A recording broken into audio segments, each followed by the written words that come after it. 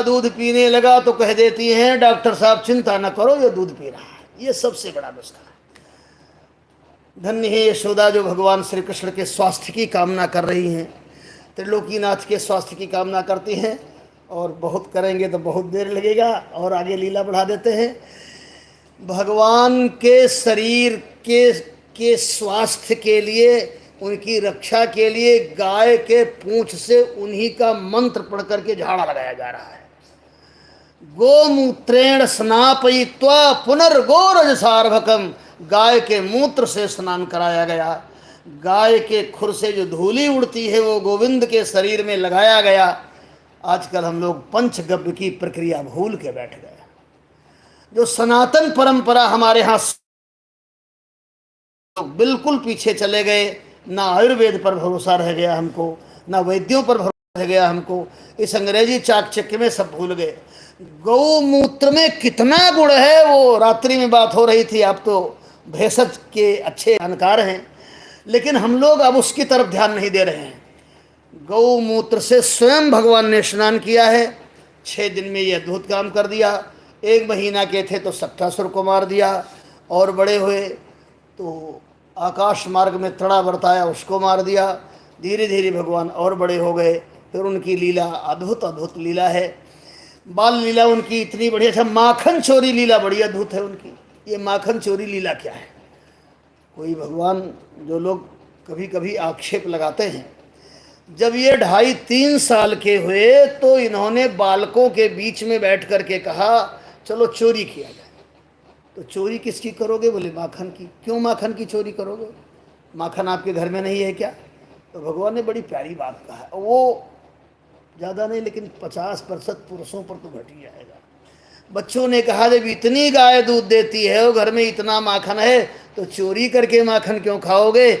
भगवान ने नेत्र बंद करके कहा चोरी के माल का स्वाद ही कुछ अलग होता है। श्री राम जय राम।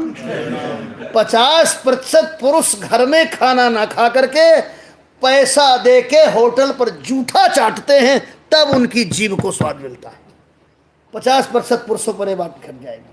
और अब तो महाराज देख लीजिए, घर में भी चलो आज बाहर का खाना खाएंगे। सोचिए आप, ये बाहर का खाना खाना क्या है? वही व्यंग है भगवान का। अच्छा, ये माखन क्या है? ये माखन कोई सामान्य चीज़ नहीं है। कभी आपने इस पर चिंतन नहीं किया होगा।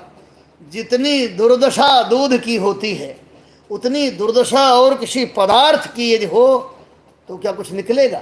गाय से दूध निकाला जाए, फिर उसको पात्र में रख के गर्म किया जाए, फिर जब गर्म हो गया तो उसमें जावन डाला जाए, और जब जावन डाल दिया गया तो अब तो मशीन आ गई। नहीं, पुराने ज़माने में हमारी माताएं बहनें उठाती थी मथानी, और फिर मथानी डालती थी, फिर दय मथानी, दय पानी, दय मथानी, दय पानी, और तब उसमें से जो पदार्थ निकलता था उसको कहते थे माखन। क्या है?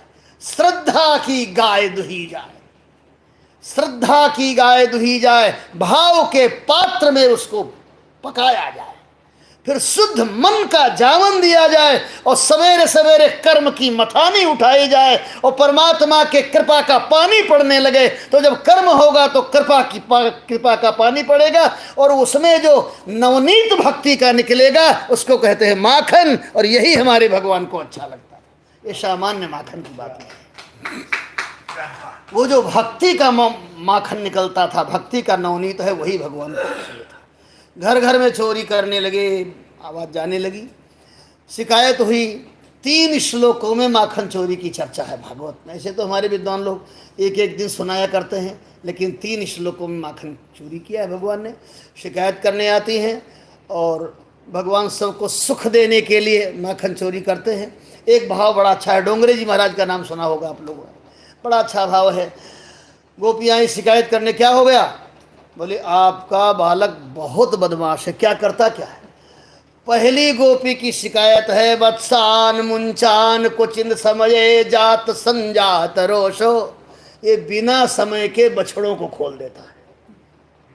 15 गाय लगती है, 8 बजे दुहना होता है, 7 बजे पहुंचता है, 15 बछड़ा खोल देता है। अब बताओ, 1 गाय दुहें कि 2 गाय दुहें? और सचमुच में बात तो यही है, बिना समय की मुक्ति केवल परमात्मा दे सकता है, और किसी की हिम्मत नहीं। भगवान ने बछड़ों से कहा,